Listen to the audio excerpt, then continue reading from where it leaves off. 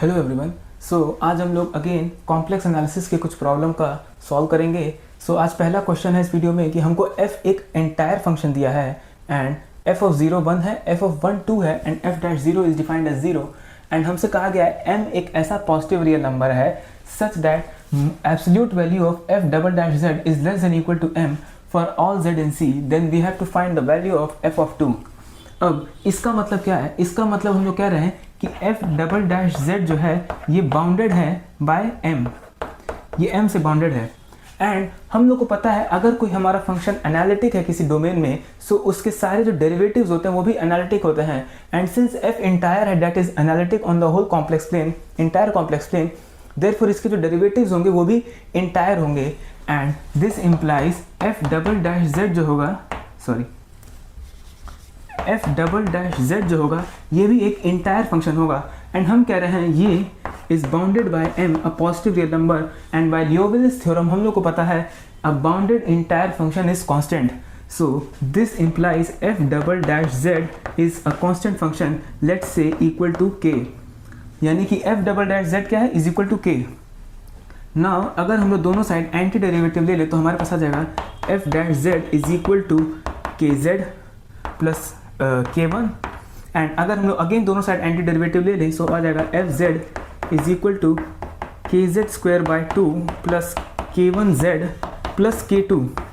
सो हमको क्या मिल गया? हमको मिल गया f जो है मेरा f ओरिजिनल जो फंक्शन है वो एक सेकेंड डिग्री का पॉलिनोमियल है एंड हमारे पास 3 पॉइंट्स, 2 पॉइंट पे f की वैल्यू दी है एंड 1 पॉइंट पे डेरिवेटिव की एंड यूजिंग दैट हम लोग f ऑफ 2 निकालने की कोशिश करेंगे।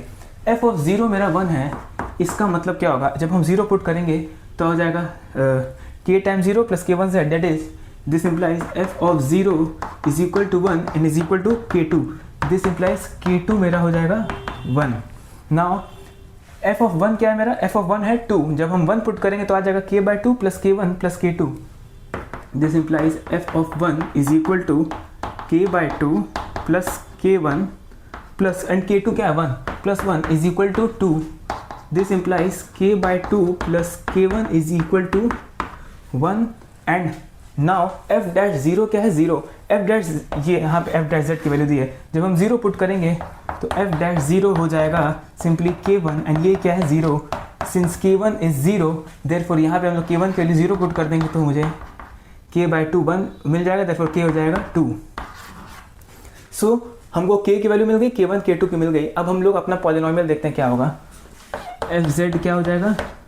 fz था मेरा k by 2 z square plus k1z plus k2, k2 1 है, ये 0 है एंड ये 2 है तो ये हो जाएगा z square plus 1 and therefore मेरा पॉलिनोमियल है z स्क्वायर प्लस 1 एंड जब हम लोग 2 की पुट करेंगे तो आ जाएगा 2 square plus 1 is equal to 5, therefore मेरा ऑप्शन करेक्ट हो जाएगा B option, therefore f of 2 is 5। So now हम लोग नेक्स्ट क्वेश्चन पे मूव करते हैं। तो इन दिस प्रॉब्लम हम लोग को fz दिया है z cube plus 2z minus 4 upon z and हम लोग को फाइंड करना है radius of convergent of the Taylor series expansion of f at z is equal to 1। मतलब अगर इस f फंक्शन को हम लोग z इज इक्वल टू 1 के अराउंड इसका टेलर एक्सपेंशन करें, for example an into z minus 1 raise to n 0 से जब हम इसका एक्सपेंशन करें तो हम लोग को बताना है कि इसका रेडियस ऑफ कन्वर्जेंट क्या होगा। अब अगर हम लोग इसको जनरल तरीके से करने जाएं, इसको कन्वर्ट करें z माइनस 1 के फॉर्म में एक्सपैंड करें तो वो थोड़ा लेंदी हो सकता है। हम लोग क्या करेंगे इस प्रॉब्लम में and in general in type के प्रॉब्लम्स में हम लोग रेडियस ऑफ कन्वर्जेंस का दूसरा डेफिनेशन यूज़ करेंगे जो कि कहता है कि radius of convergence is the distance between the nearest singularity from the function. Okay, अब अगर ध्यान से देखें तो ये हम लोग का एक रैशनल फंक्शन है, दैट इज ऊपर पॉलिनोमियल है नीचे पॉलिनोमियल है एंड ये थ्रू आउट एनालिटिक है, बस z इज इक्वल टू 0 पे ये एनालिटिक नहीं है, देयरफॉर इसकी एक ही सिंगुलैरिटी है वो है z इज इक्वल टू 0 पे एंड जब हम z इज इक्वल टू 1 के अराउंड इसका हम लोग अगर हम लोग centre z is equal to 1 लें तो 1 से 0 के बीच का डिस्टेंस क्या है जो कि इकलौती सिंगुलैरिटी है एंड नियरेस्ट सिंगुलैरिटी है तो वो है डिस्टेंस 1 है, देयरफॉर इसका रेडियस ऑफ कन्वर्जेंस सिंपली 1 हो जाएगा, देयरफॉर ऑप्शन बी हो जाएगा। सो हम लोग इस डेफिनेशन का यूज़ करके फाइंड कर सकते हैं इसका रेडियस ऑफ कन्वर्जेंस। सो अब नेक्स्ट प्रॉब्लम पे हम लोग बढ़ते हैं। सो इन दिस प्रॉब्लम हम लोग को दिया है absolute value of e raise to z is equal to 1 and किसी z कॉम्प्लेक्स नंबर z के लिए जो कि x प्लस आई वाई से हम लोग रिप्रेजेंट कर रहे हैं, देन हम लोग को बताना है इसमें से कौन सा ऑप्शन करेक्ट है।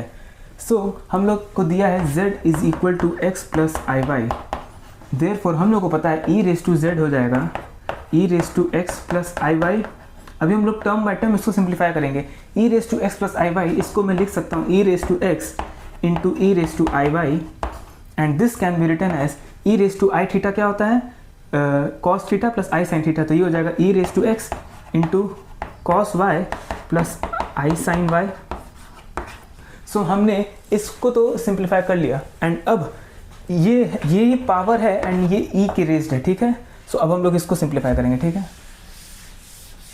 So e raise to x into cos y plus i sine y, ये क्या हो जाएगा, ये हो जाएगा, इसको अगेन हम लोग लिख सकते हैं e raise to x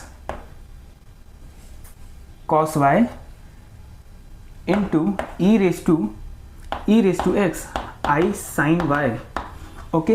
and हमको इसका absolute value is equal to 1 दिया है। अब हम लोग को पता है ये क्या, इसको अगेन बस थोड़ा सा सिंप्लीफाई करने के लिए e raise to x cos y e raise to x and into e raise to x sine y is equal to 1। अगर मैं इस पूरे को t से रिप्लेस कर दूं, इस पूरे को t से, तो हम लोग को पता है absolute value of e raise to i t simply 1 होता है, ठीक है, क्योंकि ये cos t plus i sine t होता है, एंड जब इसका ऑर्डरलेस लेंगे तो वो 1 हो जाएगा। सो एंड हम लोग को पता है एब्सोल्यूट वैल्यू स्प्लिट हो जाता है कि mod of x into y is equal to mod x into mod y. So ये हो जाएगा mod of this into mod of this, and इसका एब्सोल्यूट वैल्यू 1 है, therefore this implies absolute value of is equal to 1। So ये हमारे पास आ गया, क्योंकि ये तो इन जनरल सबके लिए ट्रू है, बस यही हम लोग को अब चेक करना है कि ये किस x या y के लिए होगा, ओके। सो इसको मैं रेज कर रहा हूँ, एंड ये इसकी 1 के इक्वल तब होगा जब e raise to x cos y is equal to 0 होगा। अब e रेस टू एक्स कभी भी 0 नहीं हो सकता, क्योंकि ये ऑलवेज नॉन जीरो होता है, देखो इसको 0 होना पड़ेगा, which implies cos y is equal to 0, and this implies y is equal to 2n plus 1 pi by 2 इन सब वैल्यूज़ के लिए where n belongs to integer. इन सब वैल्यूज़ के लिए y के लिए ये हमारा cos y 0 होता है, देयरफॉर इसमें से ऑप्शन b करेक्ट हो जाएगा, y is equal to 2n plus 1 pi by 2। So अब नेक्स्ट क्वेश्चन पे हम लोग चलते हैं। सो इस प्रॉब्लम में हम लोग को दिया है f c टू c एक इंटायर फंक्शन है, that is analytic on the entire complex plane, and f of 1 by n is equal to 1 by n square for all n belongs to n। हमारा function defined throughout complex plane थे, and हम लोग को 1 by n के लिए हमारा function defined बताया गया क्या है, ठीक है, कि f of 1 by n is equal to 1 by n square, and हमसे पूछा इसमें से कौन सा फॉलोइंग ट्रू होगा, कि नो सच f एग्जिस्ट, कि ऐसा कोई f एग्जिस्ट नहीं कर सकता entire, f of z is equal to z square होगा for all z and c, such an f is not unique, and चौथा option f need not be polynomial function. इस problem को solve करने के लिए हम लोग यूज करेंगे आइडेंटिटी थ्योरम, जो कहता है कि अगर f एंड g दो एनालिटिक फंक्शन है इन डोमेन d, एक डोमेन d पे दो एनालिटिक फंक्शन है f and g, such that हम एक सेट कंसिडर कर रहे हैं d का, सबसेट है s d का, जो कि वो सारे कलेक्शंस हैं d के पॉइंट्स के जिन पे f of z is equal to g of z। So z belongs to d such that f z is equal to gz, and अगर इस सबसेट S का लिमिट पॉइंट D में exist कर रहा है, then F will be identically equal to G in D। मतलब अगर वो इस सेट का लिमिट पॉइंट D में एग्जिस्ट, डोमेन में एग्जिस्ट करता है, तो F और G उस डोमेन D में आइडेंटिकली इक्वल होंगे। अब यहाँ पे मेरा डोमेन पूरा C है, ठीक है, एंड हम लोग को एक कलेक्शन यहाँ पे हम लोग देखें, अगर 1 बाय एक कलेक्शन में लेता हूँ S, सॉरी, अब मैं क्या करूंगा, यहाँ पे हम लोग को f दिया है, हम लोग g एक फंक्शन कंसीडर करते हैं, क्यों करेंगे वो बताता हूँ क्यों। हम लोग को कुछ पॉइंट्स के लिए f डिफाइंड है कि इन सारे 1 by n and where n belongs to natural number, इनके लिए मेरा डिफाइंड फंक्शन कैसे 1 by n square, that is if z is equal to 1 by n, then f of z क्या है मेरा z स्क्वायर। सो अगर मैं gz को is equal to gz means gz को मैं z स्क्वायर एक फंक्शन दे दूँ, दैट इज यहाँ पे मैं g क्या दे रहा हूँ, g मेरा फंक्शन है, g मैं डिफाइन कर रहा हूँ c to c g of z is equal to z square, ये मैं फंक्शन ले रहा हूँ, एंड वन एंड जितने भी कॉम्प्लेक्स नंबर इस फॉर्म में हैं 1/n, उनके लिए मेरा f of z is equal to g of z। Okay, therefore अब मैं ये इस कलेक्शन s की बात करूँगा यहाँ पे, ठीक है। इसको मैं इरेज कर रहा हूँ, आप लोग चाहे तो इसको नोट कर सकते हैं पॉज करके। अब s कलेक्शन क्या है मेरा 1/n where n belongs to natural number. क्यों? इन सारे पॉइंट्स पे मेरा f of z is equal to g of z and इसका लिमिट पॉइंट क्या होगा? इसका लिमिट पॉइंट है 0 एंड 0 क्या c में बिलोंग करता है? 0 belongs to c, therefore f of z is identically equal to g in domain where d यहाँ पे क्या है? पूरा कॉम्प्लेक्स। देयरफॉर मेरा ऑप्शन बी करेक्ट हो जाएगा, f of z is equal to z square for all z in c। ये भी गलत है, ये भी गलत है एंड ये भी ऑप्शन गलत है। Therefore f z is equal to z square for all z in c। So यहाँ पे हमने क्या किया, इन सब टाइप के प्रॉब्लम्स में जब भी हमको ऐसे कुछ पॉइंट्स दिए हो जिन पे मेरा फंक्शन डिफाइंड है, तो हमको पहले कंपेयर करना चाहिए कि हम इससे मिलता कोई फंक्शन देख सकते हैं एंड फिर हम देखें कि अगर वो जिन पॉइंट्स पे इक्वल है, अगर उसका लिमिट पॉइंट हमारे डोमेन में बिलोंग कर रहा है, तो हम लोग क्लेम कर देंगे कि वो फंक्शन आइडेंटिकली इक्वल है उस दूसरे फंक्शन को थ्रू आउट द डोमेन। तो अगेन इस प्रॉब्लम में हमको f एक एंटायर फंक्शन दिया है such that mod of f z is less than equal to k times mod z for all z in c where k is some positive real number and f of 1 हमको i दिया है and हमको find क्या करना है? f of i। सो अगर हम लोग इसको ऑब्जर्व करें ध्यान से कि mod of f z is less than equal to k times mod of z। अब f मेरा एंटायर फंक्शन है एंड z जो मेरा फंक्शन है, अगर मैं सिंपली एक फंक्शन लेता हूँ gz is equal to z, ये मेरा एक पॉलिनोमियल है 1 डिग्री का एंड ये एंटायर है, ठीक है। एंड अगर मैं इस मॉड z को इधर ले जाऊँ तो एंड कंडीशन लगा दूँ for z not equal to 0, तो मेरा mod of F Z upon mod of z is less than equal to k हो जाएगा। मेरे पास आ गया mod of F Z upon mod z is less than equal to k। अब मैं काम क्या करूँगा, मैं कंसिडर करूँगा एक function gz is equal to f of z upon z where z not equal to 0 and f entire है, z entire है, therefore f by f upon z will be entire. पर प्रॉब्लम क्या है कि z is equal to 0 पे इसको singularity है। अब हमको चेक करना है कि कौन सा सिंगुलैरिटी है। अगर ये रिमूवेबल सिंगुलैरिटी रहा तो हम लोग सिंपली g ऑफ z को डिफाइन कर देंगे f डैश 0 से। सो हमारे पास आ जाएगा ये एक इंटायर फंक्शन आ जाएगा where z is equal to 0 पे f डैश 0 है एंड नॉन 0 पे f z upon g z f z upon z।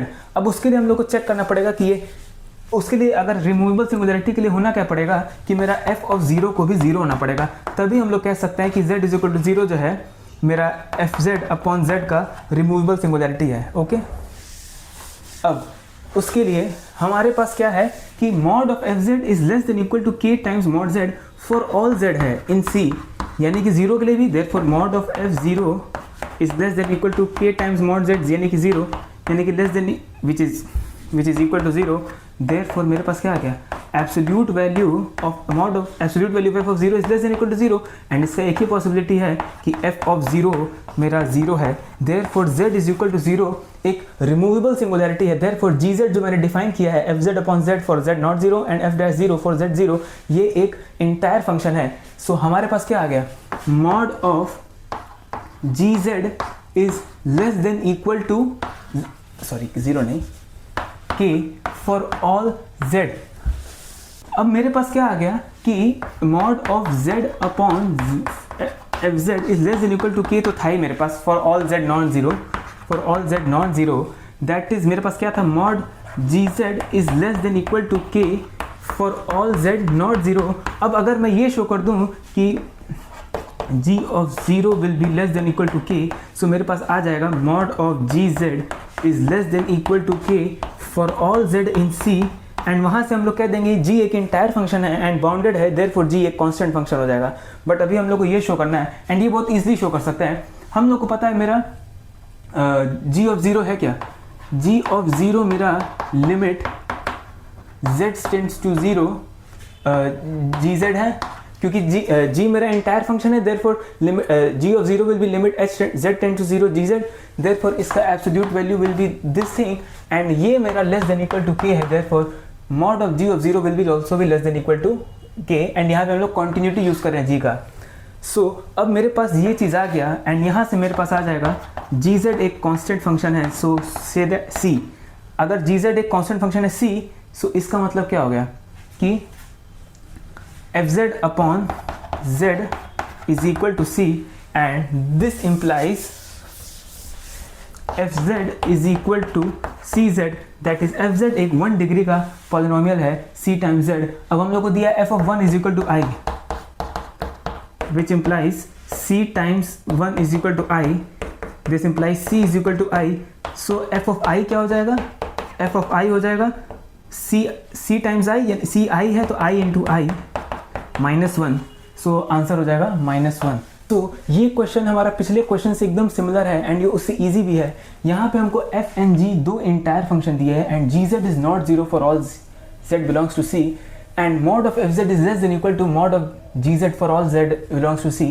सो हम लोग देख सकते हैं कि mod of F Z upon mod of g z मेरा लेस देन इक्वल टू 1 आ गया फॉर ऑल जेड, एंड यहाँ पे हम लोग को अगर एक new function H Z consider करते हैं एफ जेड अपॉन जी जेड, सो यहाँ पे हम लोग को पता ये इंटायर होगा, क्यों, क्योंकि जी जेड कभी जीरो नहीं है देयरफॉर, एंड एफ एंड जी दोनों इंटायर है देयरफॉर एफ अपॉन जी भी इंटायर होगा। So this implies mod of H Z is less than equal to 1 and H is entire, therefore H मेरा एक कांस्टेंट फंक्शन हो जाएगा से c, and since h of z is equal to c, therefore f of z upon g of z is equal to c, this implies f of z is equal to c times gz, that is f जो है c g का एक constant multiple होगा and वो option B है। सो यहाँ से आप लोग देखें कैसे इस प्रॉपर्टी का यूज़ करके हम लोग बहुत सारे प्रॉब्लम सॉल्व कर सकते हैं। अब हम लोग नेक्स्ट प्रॉब्लम पे बढ़ते हैं। तो इन दिस प्रॉब्लम हम लोग को f of z दिया है 1 upon z into z minus 1, and हमको बताना है कि इस फंक्शन के लॉरेंट एक्सपेंशन में जो कि वैलिड हो mod z minus 1 greater than 1, coefficient of 1 upon z minus 1 क्या होगा। अब इसको हम लोग को एक्चुअली में क्या करना है, z माइनस 1 के अराउंड हम लोग इसको एक्सपैंड, अगर मैं ध्यान से देखूं, अगर मैं z माइनस 1 को अगर मैं सिंप्लिसिटी के लिए u से रिप्लेस कर दे रहा हूं तो मेरा z minus 1 is equal to u, therefore z is equal to u plus 1, and इस फंक्शन मेरा हो जाएगा f ऑफ u हो जाएगा 1 upon u plus 1 into u, and अब मुझे बताना है coefficient of 1 upon u। So अब हम लोग इसको एक्सपैंड करने की कोशिश करेंगे, एंड हम लोग को याद रहना चाहिए कि 1 upon 1 plus u is equal to 1 minus u plus u square, so on if mod u is less than 1, ये हम लोग को ध्यान देना है, ठीक है। एंड इसका यूज़ करके हम लोग एक्सपेंशन करने की कोशिश करेंगे। सो अब हम लोग इसको मैं इरेज कर रहा हूँ, ठीक है। ये ध्यान रखिए कि z माइनस 1 को मैंने u से रिप्लेस किया, ठीक है। सो f ऑफ u क्या है मेरा, है 1 upon u plus 1 into u, and इसको मैं लिख सकता हूँ 1 upon u minus 1 upon u plus 1। So ये क्या हो जाएगा, u प्लस 1 इधर जाएगा तो u प्लस 1 माइनस u, हाँ तो ये हो जाएगा u, ये मीन्स ये आ गया पार्शियल फ्रैक्शन का यूज़ करके, therefore 1 upon u minus 1 upon 1 plus u।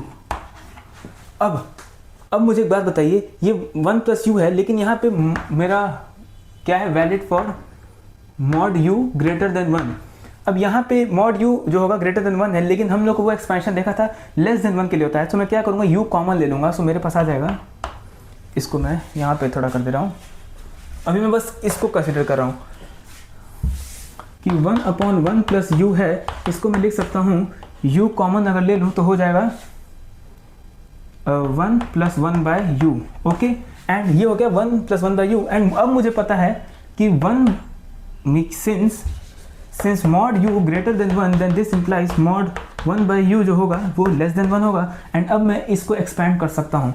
सो मेरे पास आ जाएगा ये is equal to 1 upon u बाहर टाइम्स 1 माइनस 1 बाय u, इसको मैं रेस कर रहा हूँ, 1 minus 1 by u plus 1 by u square minus 1 by u cube, and ये एंड हमारे पास था क्या, हम लोग को फाइंड क्या करना था, हम लोग को फाइंड करना था f ऑफ u के लिए, जो कि था मेरा 1 by u minus 1 upon u plus 1, and ये चीज़ इसकी इक्वल है and 1 by u minus this. So मुझे अब f of u is equal to 1 by u minus ये पूरा 1 by u 1 minus 1 by u plus 1 by u square, so on, okay. And अब इसको जब सिंप्लीफाई करेंगे तो आ जाएगा 1 बाई u इसको ब्रैकेट में -1/u स्क्वायर एंड प्लस जो भी आएगा, मेन हम लोग को फाइंड करना था 1/u को कोएफिशिएंट, अब वो और इसके बाद सारे u के बड़े पावर से आ जाएंगे नीचे एंड ये कैंसिल हो जाएगा, तो 1/u का कोई टर्म ही नहीं बचेगा। देयरफॉर इसका कोएफिशिएंट एंड u मेरा था क्या z-1, सो 1/z-1 का कोएफिशिएंट मेरा 0 हो जाएगा। सो हमने इसको कैसे इजीली सॉल्व कर लिया। सो अब हम लोग नेक्स्ट प्रॉब्लम पे बढ़ते हैं। सो अगेन आज अब हम लोग इस वीडियो के लास्ट क्वेश्चन को सॉल्व करेंगे, जो हम लोग बहुत इजीली आइडेंटिटी थ्योरम का यूज़ करके इसको बहुत इजीली सॉल्व कर सकते हैं। सो हमको दिया D ओपन यूनिट डिस्क है एंड हमको बताना है कि देन क्या there exist a non constant analytic function on D such that for all n in n ये ट्रू हो। हमको ये बताना है इसमें से कौन से वो फंक्शंस हैं जो सेटिस्फाई कर रहे हैं जो नॉन कांस्टेंट एनालिटिक होंगे ऑन D। सो यही हम लोग को ध्यान देना है। अब पहला ऑप्शन ने बोला है f(i/n) इज 0। अब मैं क्या करूँगा ना, इन सभी केस में मैं एक फंक्शन gz ले रहा हूँ is equal to 0 where for all z belongs to D। मैंने ओपन यूनिट डिस्क में एक न्यू फंक्शन लिया है gz, जिसको मैं जीरो फंक्शन, ठीक है। अब मुझे बताइए ध्यान से कि f(i/n) where n belongs to natural number is equal to 0 and this is equal to gz in this domain. अब अगर मैं कलेक्शन लूँ उन सारे पॉइंट्स का S सबसेट ऑफ D, अभी मैं इसको S1 कह रहा हूँ, S1 subset of D such that f of z is equal to g of z। So पहले वाले फंक्शन के लिए इसको मैं f1, f2, f3, f4 कह रहा हूँ। सो पहले वाले के लिए मेरा S1 क्या है, S1 है मेरा i/n where n belongs to natural number and ये मेरा है जिस पे f और g सेम है। तो इसका लिमिट पॉइंट क्या है, इसका लिमिट पॉइंट है 0 एंड 0 क्या डोमेन में लाई करता है, बिल्कुल लाई करता है। एंड सिंस 0 जो है लिमिट पॉइंट इसका डोमेन में लाई करता है, तो मेरा जो f फंक्शन है वो आइडेंटिकली इक्वल टू g हो जाएगा एंड g मेरा आइडेंटिकली 0 था, देयरफॉर ये कांस्टेंट एनालिटिक फंक्शन है। सो ये तो नहीं हो सकता। सो अब हम लोग को समझ गया कि चेक क्या करना है बस, कि इन सब के लिमिट पॉइंट्स क्या डोमेन में लाई करते हैं। अब 1/n इसका लिमिट पॉइंट है 0 एंड वो भी डोमेन में लाई करता है, तो ये भी कांस्टेंट 0 फंक्शन हो जाएगा। ये है 1 - 1/n, इसका लिमिट पॉइंट है 1 बट 1 डोमेन में नहीं लाई करता है, सो ये पॉसिबल है। एंड सिमिलरली 1/2 - 1/n इसका लिमिट पॉइंट है 1/2 एंड 1/2 डोमेन में लाई करता है, सो ये भी कांस्टेंट हो जाएगा। सो हमारा ऑप्शन बस यही है, यही वाला एक ऐसा फंक्शन एग्जिस्ट कर सकता है जो नॉन कांस्टेंट एनालिटिक हो, defined on the open unit disc D। So हम लोगों ने आज इंपॉर्टेंट रिजल्ट्स जैसे कि identity theorem and Liouville's theorem का यूज़ करके हमने बहुत सारे प्रॉब्लम सॉल्व किए। So and even radius of convergence का भी एक न्यू डेफिनेशन देखा। सो नेक्स्ट वीडियो में हम लोग और प्रॉब्लम सॉल्व करेंगे related to for example argument principle, Cauchy residue theorem and integral वगैरह। सो आई होप आप लोग को ये वीडियो हेल्पफुल लगा। So thank you very much.